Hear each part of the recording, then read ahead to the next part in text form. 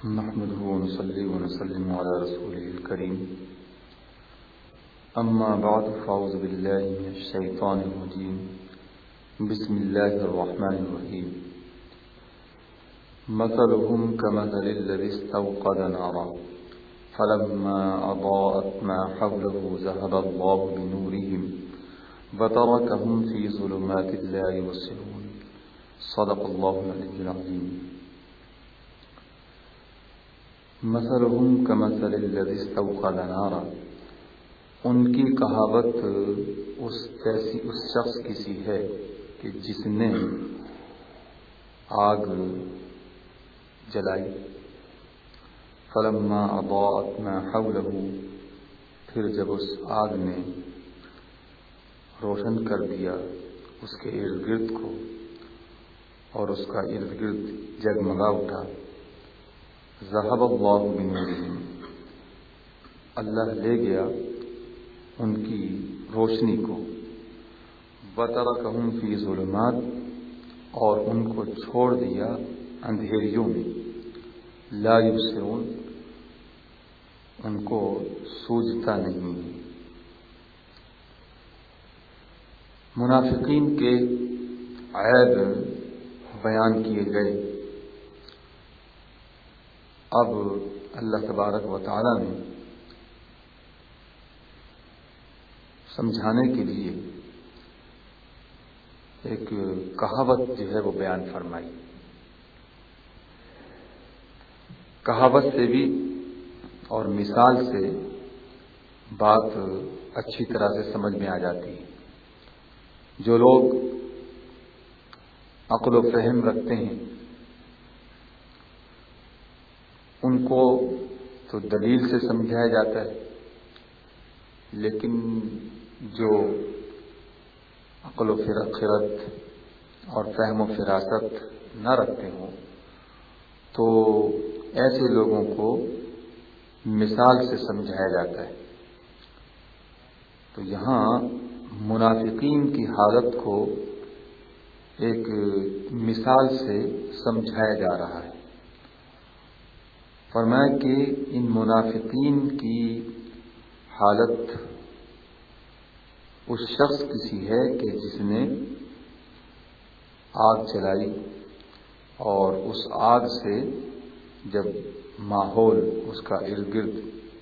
روشن ہو گیا تو اللہ تعالیٰ ان کی روشنی کو لے گیا اور بالکل ان کی روشنی ختم کر دی. وَتَرَكَهُمْ فِي ظُلُمَاتٍ لَا يُبْصِرُونَ اور ان کو اندھیریوں میں چھوڑ دیا کہ وہ بھٹکتے ہیں اور ان کو نظر نہیں آتا ہے، ان کو کچھ سجھائی نہیں دیتا ہے. سرکار دو عالم صلی اللہ تعالی علیہ وسلم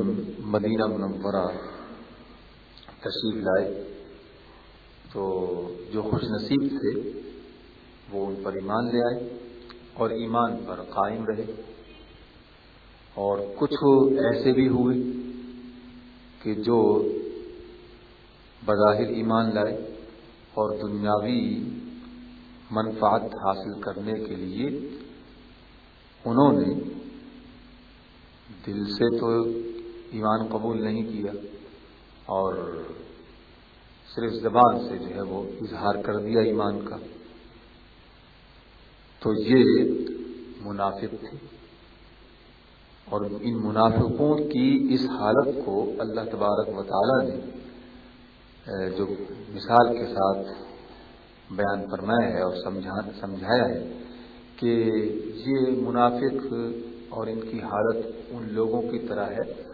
کہ جو جنگل میں چلے گئے، اندھیرے جنگل میں پہنچ گئے اور انہوں نے جو ہے اپنے پاس آگ جلائی تاکہ جو ہے وہ درندوں سے محفوظ رہے اور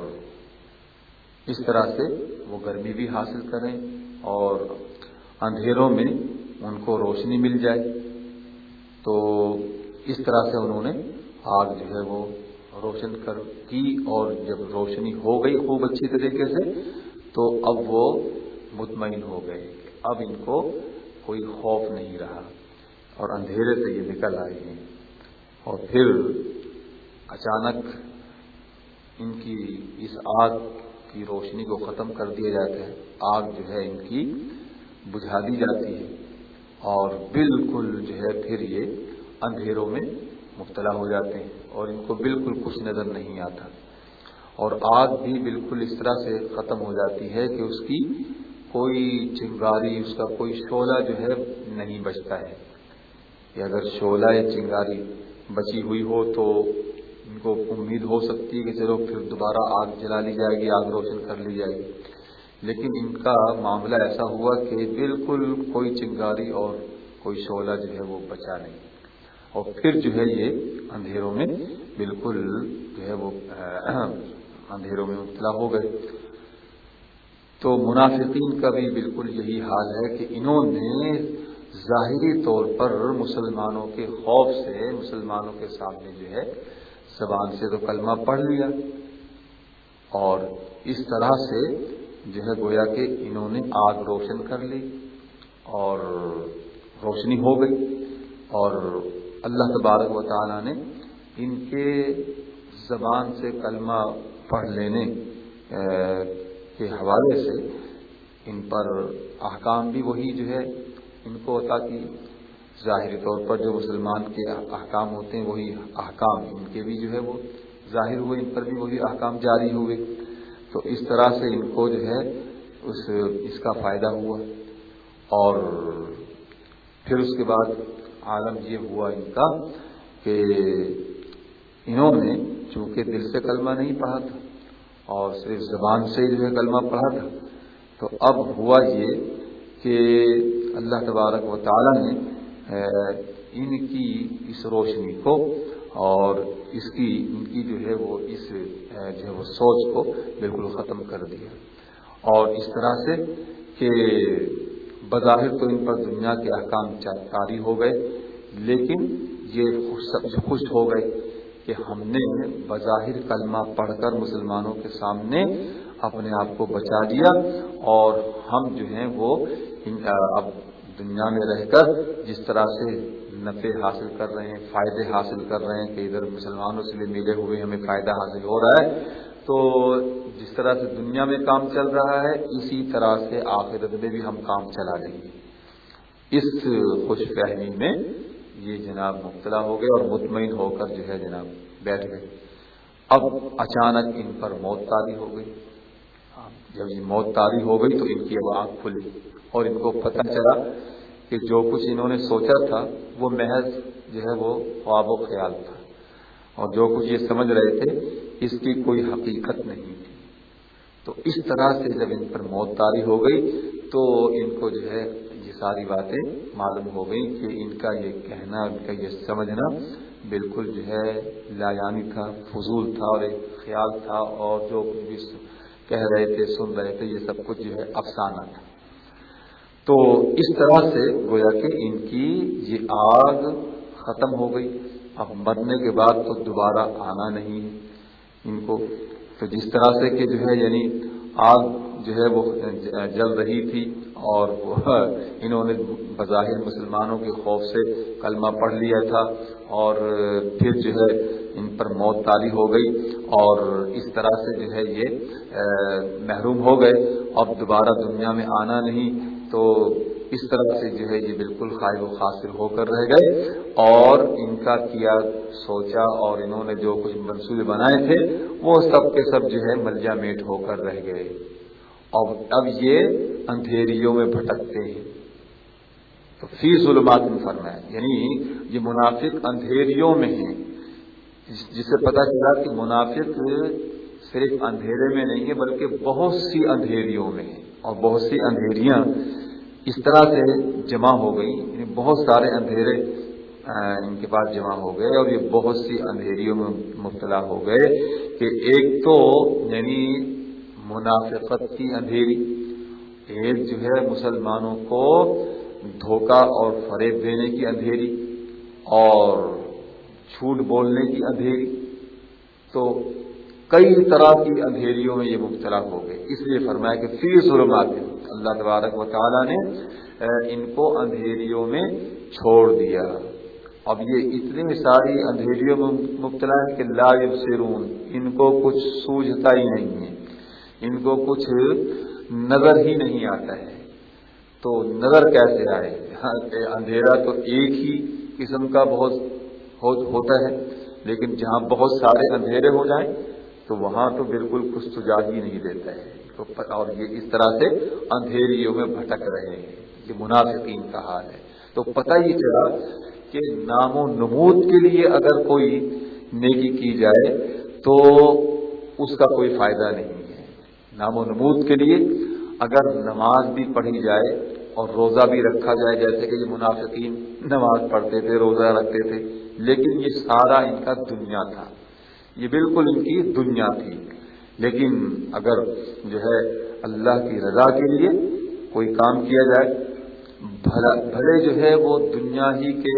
بظاہر کام کاج کیوں نہ ہو، بظاہر دنیا کے کتنے ہی وہ دھندے کیوں نہ ہوں، لیکن اگر وہ اس لیے کیے جاتے ہیں، یعنی سنت پر عمل کرتے ہوئے ان پر عمل درآمد کیا جائے اور وہ انجام دیے جائیں، تو یہ دنیا کا دھندا بھی دین ہو جاتا ہے۔ تو یعنی نیک اعمال اور نیک افعال اگر اس میں خلوص نیت نہیں ہے تو وہ سارا کا سارا جو ہے وہ دنیا کہلائے گا، یہ سارے کے سارے بیکار ہیں۔ تو یوں سمجھ میں آپ کہ نیک اعمال جو ہیں وہ قالب ہیں، ایک یعنی جسم کی حیثیت سمجھ لیں، اور نیت کا خالص ہونا،